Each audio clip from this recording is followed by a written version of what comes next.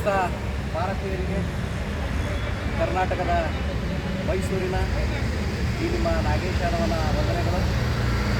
ಬಂಧುಗಳೇ, ಈ ದಿನ ನಮ್ಮ ಕರ್ನಾಟಕದ ಸುದಿನ ಅಂತಲೇ ನಾವು ಹೇಳ್ಬೋದು.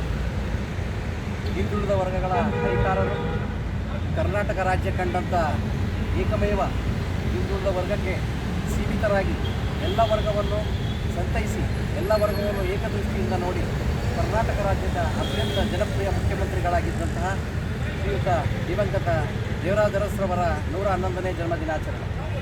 ಶ್ರೀಯುತರು 1915 ಆಗಸ್ಟ್ 20ರಂದು ಜನಿಸಿ ಹುಣಸೂರಿನ ಕುಗ್ರಾಮ ಕಲ್ಲಳ್ಳಿ ಎನ್ನುವಂಥ ಒಂದು ಪ್ರದೇಶದಲ್ಲಿ ಹುಟ್ಟಿದಂಥ ಧೀಮಂತರು ನಮ್ಮ ಮೈಸೂರಿನ ಸಾಮ್ರಾಜ್ಯದ ಒಡೆಯರವರಿಗೆ ದೂರದ ಸಂಬಂಧಿಯೂ ಕೂಡ. ಬಂಧುಗಳೇ, ನಮ್ಮ ದೇವರಾಜ ಅರಸ್ರವರು ಮೊದಲ ಬಾರಿಗೆ ನಮ್ಮ ವಿಧಾನಸೌಧವನ್ನು ಶಾಸಕರಾಗಿ ಪ್ರವೇಶ ಮಾಡಿದರೂ ಕೂಡ ಸೈಕಲಿನಲ್ಲಿ ಹಾಲುಗಳನ್ನು ಪ್ರತಿ ಮನೆಗೂ ಹಾಕುತ್ತಿದ್ದರು ಅನ್ನುವುದು ಒಂದು ಹೆಮ್ಮೆಯ ವಿಷಯ ಮತ್ತು ಅವರ ಸರಳತೆಯನ್ನು ಪ್ರದರ್ಶಿಸುತ್ತದೆ. ಬಂಧುಗಳೇ, ಅಂದಿನ ಮೈಸೂರು ರಾಜ್ಯ ಕರ್ನಾಟಕ ಎಂದು ನಾಮಕರಣವಾದದ್ದು ನಮ್ಮ ಶ್ರೀಯುತ ದೇವರಾಜ ಅರಸ್ರವರ ಸಮಯದಲ್ಲೇ ಅನ್ನುವುದು ಒಂದು ಸಂತೋಷದ ವಿಷಯ. ಇಡೀ ಕರ್ನಾಟಕದಲ್ಲಿ ಅತ್ಯಂತ ದೀರ್ಘಕಾಲ ಮುಖ್ಯಮಂತ್ರಿ ಆಗಿದ್ದಂಥ ದೇವರಾಜ ಅರಸ್ರವರು ಪ್ರಥಮವಾಗಿ ನಿಂತಿದ್ದರು. ಈಗ ಅದನ್ನು ನಮ್ಮ ಸಿದ್ದರಾಮಯ್ಯನವರು ಬಂದಿದ್ದಾರೆ. ಎರಡನೆಯದಾಗಿ ನಮ್ಮ ದೇವರಾಜ ಅರಸ್ರವರು ಹೋಗಿದ್ದಾರೆ.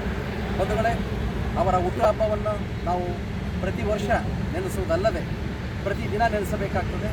ಯಾಕಂದರೆ ನಾಲ್ವಡಿ ಕೃಷ್ಣರಾಜ ಒಡೆಯರವರು ನಮ್ಮ ಮೈಸೂರಿಗೆ ಕೊಟ್ಟಂಥ ಕೊಡುಗೆಗಳಲ್ಲಿ ಎಲ್ಲ ಸಮಾಜ, ಸ್ವಸ್ಥ ಸಮಾಜ, ಸಮ ಸಮಾಜವನ್ನು ಮಾಡ್ತಕ್ಕಂಥ ನಿಟ್ಟಿನಲ್ಲಿ ಅವರನ್ನು ಅನುಸರಿಸಿ ಏಕೈಕ ಮಾತ್ರ ಎಲ್ಲ ಸಮಾಜ ವರ್ಗಗಳಿಗೂ ನ್ಯಾಯವನ್ನು ಒದಗಿಸಿದಂಥ ಧೀಮಂತ ನಾಯಕ ನಮ್ಮ ದೇವರಾಜ ಅರಸರು. ಈ ಒಂದು ಉದ್ದೇಶದಿಂದ ಅವರನ್ನು ನಾವು ಪ್ರತಿಕ್ಷಣ ನೆನಪಿಸಬೇಕಾದ್ದು ನಮ್ಮ ಭಾರತೀಯರೆಲ್ಲರ ಧರ್ಮ, ನಮ್ಮ ಕರ್ನಾಟಕದವರ ಆದ್ಯ ಧರ್ಮ. ಬಂಧುಗಳೇ, ಇಂತಹ ಒಂದು ಸಣ್ಣ ಒಂದು ವಿಡಿಯೋ ತುಣುಕನ್ನು ಮಾಡಿ ನಿಮ್ಮಗಳ ಒಂದು ಆದ್ಯತೆಗೆ ಕೊಟ್ಟಿದ್ದೇವೆ. ತಾವೆಲ್ಲರೂ ಇದನ್ನು ಮೆಲುಕು ಹಾಕಿ ತಾವು ಇದನ್ನು ನೋಡಿ ಸಬ್ಸ್ಕ್ರೈಬ್ ಮಾಡಿ. ನನ್ನ ಚಾನಲ್ನ ಹೆಸರು ನಿಮ್ಮ ನಾಗೇಶ್ ಯಾದವ್ @ ಮೈಸೂರು. ನಿಮ್ಮೆಲ್ಲರಿಗೂ ಒಳ್ಳೆಯದಾಗಲಿ. ಜೈ ಹಿಂದ್, ಜೈ ಕರ್ನಾಟಕ.